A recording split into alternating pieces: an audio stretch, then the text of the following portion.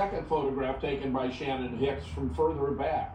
The children are being rearranged. They were rearranging the children to get the best shot. But this was a staged photograph that it was actually taken as early as in October. And here's yet one more close-up of in the background there. Notice more parents in the background. Dash cam footage shows they weren't there. And of course, they weren't there. The school had been closed since 2008. There weren't any students to evacuate. Person after person on the scene was wearing a name tag on a lanyard. Look at that. I mean, we have a whole system here of color-coded name tags. And why? What do we see going on here? We see evidence, indications that what's actually taking place is a drill. We've actually been able to discover the FEMA manual for this drill, as the next slide shows. Exercise play is scheduled until the exercise director controller determines that the exercise objectives has been met.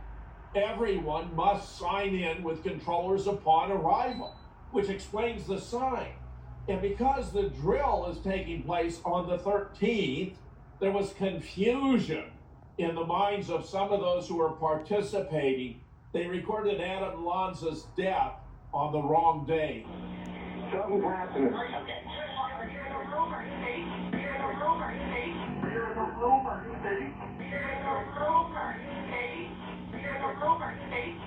Jen, hang up. I need you to get off that phone. I'm saying these things out of love for my fellow humans. The shot is not medicine. It is an intra-body nano network administered through. What they're finding in people are not blood clots. It is self-assembling, self-replicating nanotechnology. Lipid nanoparticles that have been modified on a molecular level, wrapped in pegylation polyethylene glycol, one of the components that can be used to make hydrogel. The lipid particles are modified to be more sensitive to heat and frequency. When placed in the human body, they become excited from the heat. In that excitement, they vibrate.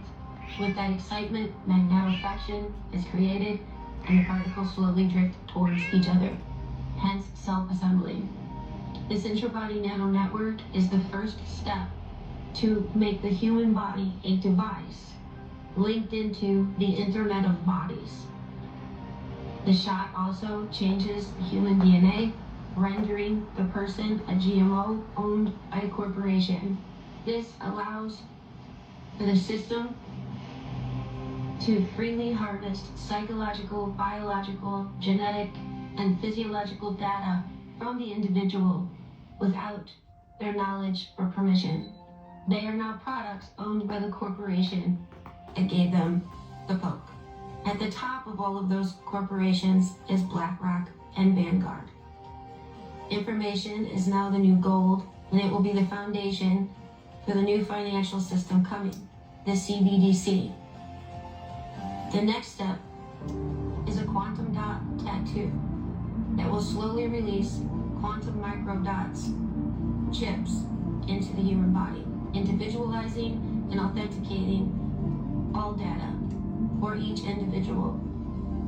This is part of a transhuman agenda being initiated upon the population without their knowledge by global elitists working primarily through the WEF, the WHO, the IMF, and other global control systems that are not any part of one government.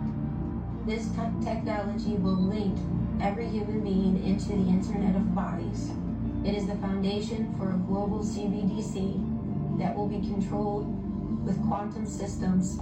This technology has the capacity to fully surveil and control every individual.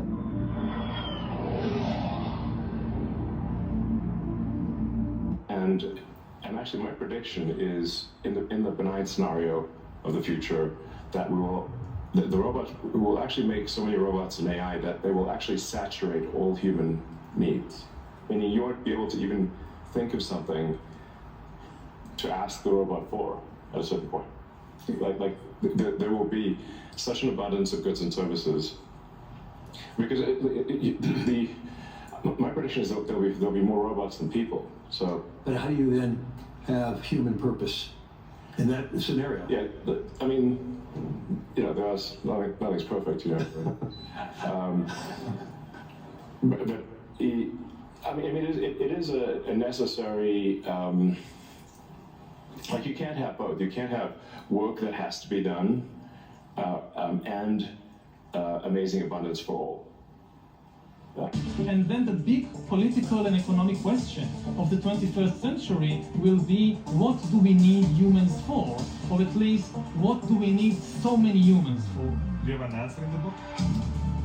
At present, the best guess we have is keep them happy with drugs and computer games. We call this the metaverse. What you guys do in here? Pretty much everything that you would do in the real world. Or at least, what do we need so many humans for? Would constitute a new useless class. When I say that these are useless humans, it's not from the viewpoint of the mother, of the wife, or the son.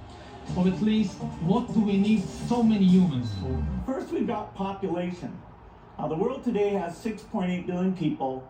That's headed up to about 9 billion. Now, if we do a really great job on new vaccines, healthcare, reproductive health services, we could lower that by perhaps 10 or 15%. Or at least, what do we need so many humans for? Forget the conspiracy. Listen to our government agencies. These guys are telling the truth. You know, there's no conspiracy here, folks. Just get your damn vaccine. All right, thank you, doctor.